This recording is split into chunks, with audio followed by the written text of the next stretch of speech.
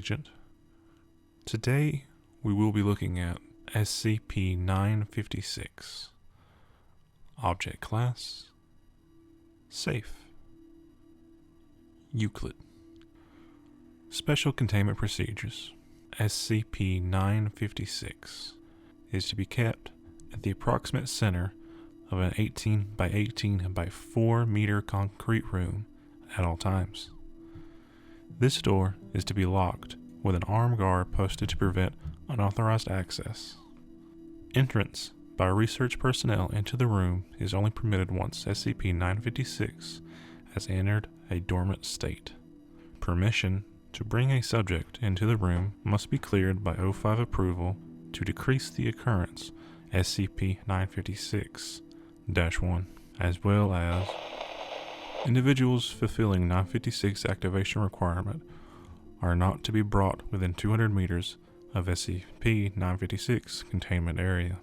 Surveillance is to be maintained through security footage at all times. Instances of SCP-956-1 are kept in a neighboring room and are maintained at a temperature of -4 degrees Celsius in order to prevent melting or destruction.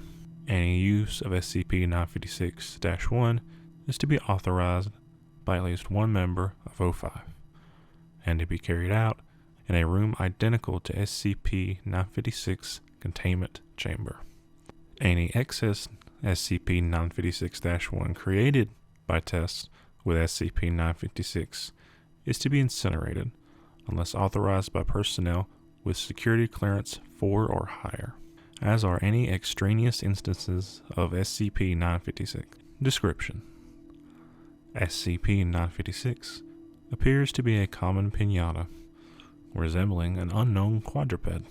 Tests have revealed that although superficially similar to paper-mache, SCP-956 is constructed of various amounts of glue, sugar, unidentified fur, and human tissue. SCP-956 has also shown to be highly resistant to any sort of bludgeoning damage, with large amount of crushing force showing no damage to its structural integrity, though the use of gunfire as well as heat and flame have shown to be effective. By default, SCP-956 remains in a passive state. It shows no sign of locomotion or intelligence and displays no hostility. As long as the item's activation requirement is not met, the item will remain in this state indefinitely. Redacted. See Addendum 956-A. SCP-956 enters its active state when a human under the age of 12 enters within meters of it. Approximately seconds after entering the activity zone, the child becomes unable to move, holding any stance that they had at the time. The victim will be incapable of motion or speech, although it remains alive, and its rapidly moving eyes suggests that it retains its awareness.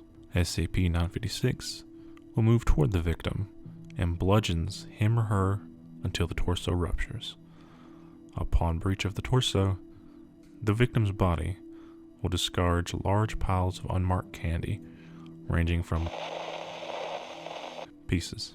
Instances of this candy are designated SCP-956-1. SCP-956 repeats this for any other immobilized victims before returning to a docile state. A victim can be removed from SCP-956 activation range if retrieved promptly. Upon moving the victim meters away from it, SCP-956 returns to its passive state. The victim, however, shows no signs of recovering from its immobilized state and appears to remain in such a state indefinitely. Autopsies of unbroken victims show that their body had severely dehydrated, leaving them brittle. Autopsies also revealed that pieces of SCP-956-1 had begun to grow out of the victim's organs, using the tissue as a component.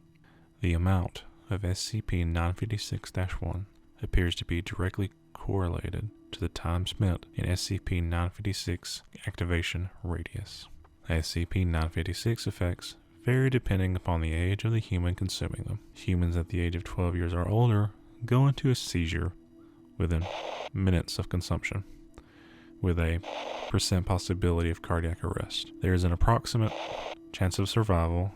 Non-human animals suffer similar effects, regardless of age. Children under the age of 12 undergo a different effect. They first enter a state similar to the immobilized victims of SCP-956, although they assume a standing stance, with their arms resting in front of them. Their body then... The process takes minutes to complete. Upon completion, the victim has transformed into another instance of SCP-956. These copies behave identically to SCP-956. There is a 0% chance of survival for this victim. Addendum 956-A. SCP-956 has recently begun to show locomotion outside of testing. It has started to wander around its containment, tracing the perimeter of the room. It did this for an hour before staring at a spot in the wall. Review of footage shows that it has faced this wall after deactivating during previous tests. Security has confirmed that SCP-956 is facing directly towards an elementary school. This school is kilometers away. Object class, Euclid. Requested. Doctor. Reclassification to Euclid has been granted. If these effects appear to reach beyond the site of containment, it is to be transferred to site, which should keep it far enough away from potential victims. Retrieve any paralyzed victims or SCP-956-1 and administer Class A amnestics to witnesses and family. We don't need any more of these things around.